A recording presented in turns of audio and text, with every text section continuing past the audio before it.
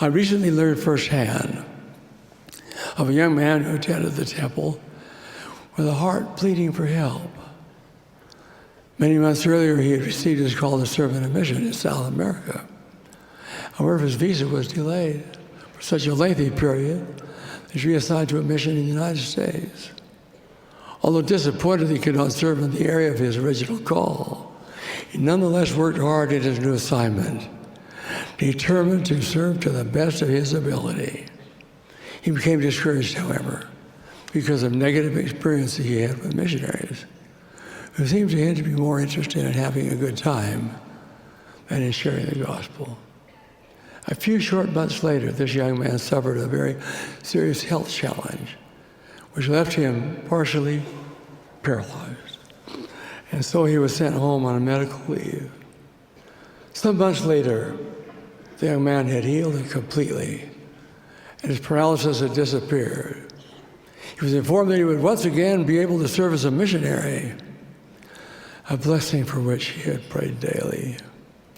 The only disappointing news was that he returned to the same mission which he had left, where he felt the behaviors and attitudes of some missionaries were less than they should be.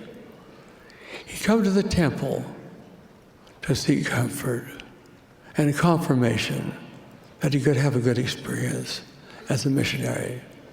His parents also had prayed that this temple visit would provide the help their son needed. As the young man entered the celestial room following the session, he sat in a chair and began to pray for guidance from his Heavenly Father. Another who entered the celestial room shortly afterwards was a young man whose name was Landon. He walked into the room. His gaze was immediately drawn to the young man sitting on the chair, eyes closed and obviously praying. Landon received an unmistakable prompting that he should speak with the young man. Hesitant to interrupt, however, he decided to wait. After several minutes had gone by, the young man was still praying. Landon knew he could no longer postpone the prompting. He approached the young man and gently touched his shoulder.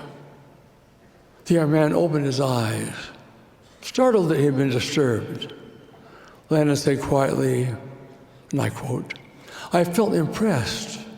I need to talk with you, although I'm not certain why." As they began to converse, the young man poured out his heart to Landon, explaining his circumstances and ending with his desire to receive some comfort and encouragement concerning his mission. Landon, who had returned from a successful mission just a year earlier, told of his own mission, experiences, the challenges and concerns he had faced, the manner in which he turned to the Lord for help, and the blessings he had received.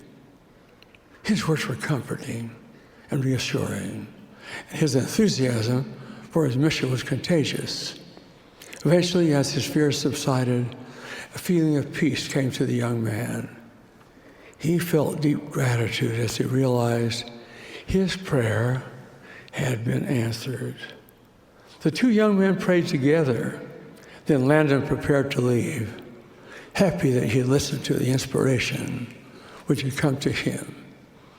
As he stood to go, the young man asked Landon, "Where did you serve your mission?" To this point, neither of them had mentioned to the other the name of the mission in which he had served. When Landon replied with the name of his mission, tears welled up in the eyes of the young man.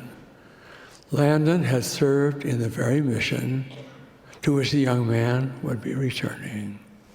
In a recent letter to me, Landon shared with me the young man's parting words to him, and I quote them.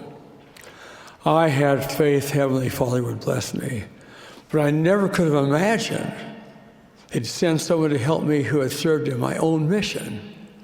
I know now that all would be well." Close quote. The humble prayer of a sincere heart had been heard and answered.